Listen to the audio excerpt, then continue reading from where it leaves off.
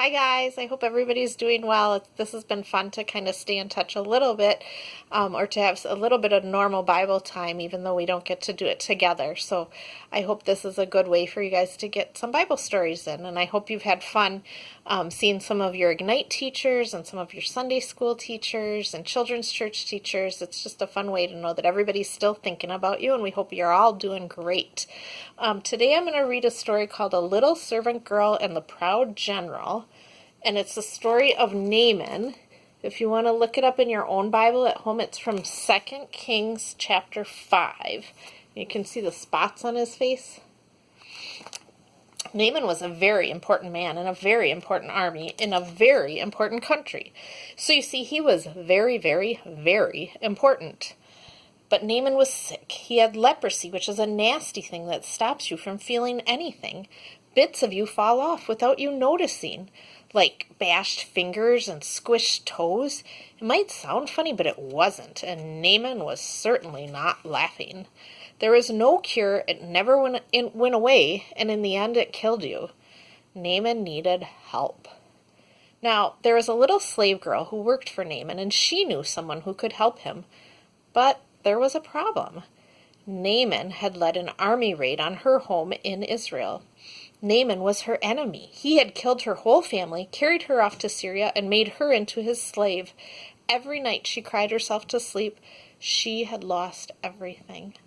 Why would she, of all people, want to help Naaman? Didn't she hate him and want to hurt him back?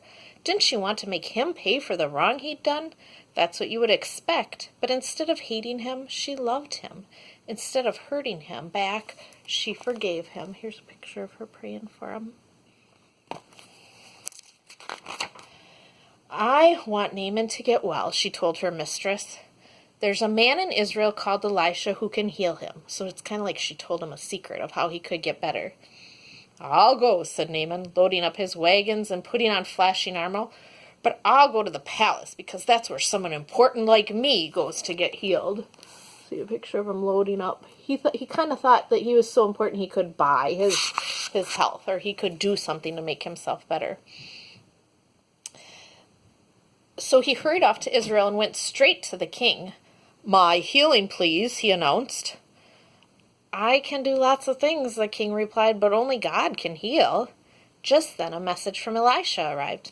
Send Naaman here, it read. So Naaman hurried off to Elisha's house, but Elisha didn't even come out to greet him. He just sent a servant instead. Doesn't Elisha realize who I am?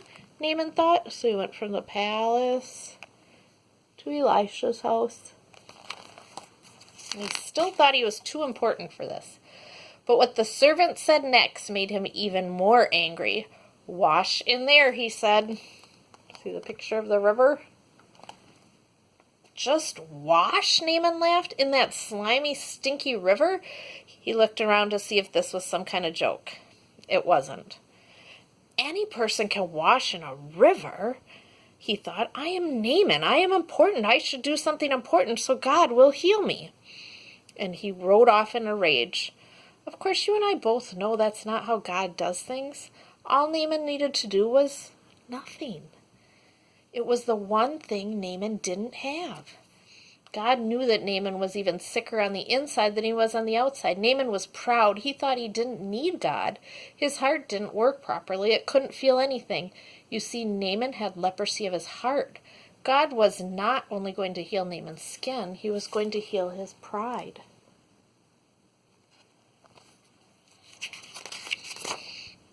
Naaman finally agreed to wash in the river, and instantly his skin became smooth like a baby. He still was proud. He still wanted to do something. Naaman wanted to pay Elisha. God healed you. You can't pay, Elisha said. It's free. And so it was that a very sick man was healed, all because of a little servant girl who forgave him.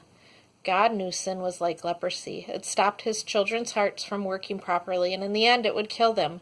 Years later, God was going to send another servant to forgive as she did, to forgive as she did, as the servant girl did, to forgive all of God's children and heal the terrible sickness in their hearts.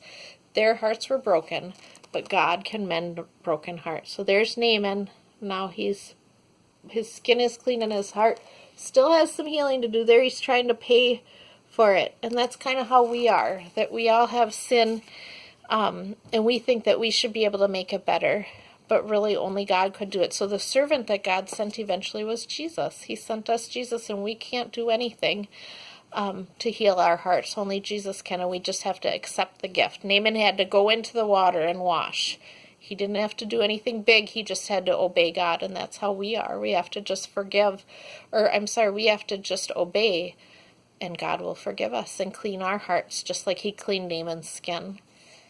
The other reason I wanted to read this story, besides learning more about how we need to obey God, is because right now some of you might be afraid of the sickness that's going around, the coronavirus, and sometimes that can be scary. But I think that Naaman was probably scared too, but he found out that God can be in control even over diseases, even over stuff that might have killed him.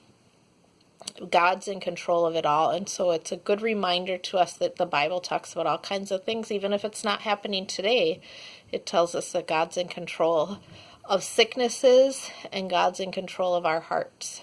And so this is a great time to remember that we can trust him with all of our stuff, and the best thing we can do is keep learning about him and keep obeying him. So we are thinking of all of you. I hope you guys are all doing great. I hope you enjoy the sunshine when the sun's out, and I hope you're having fun with your family. Love you guys, and we will talk to you very, very soon, I hope. Bye-bye.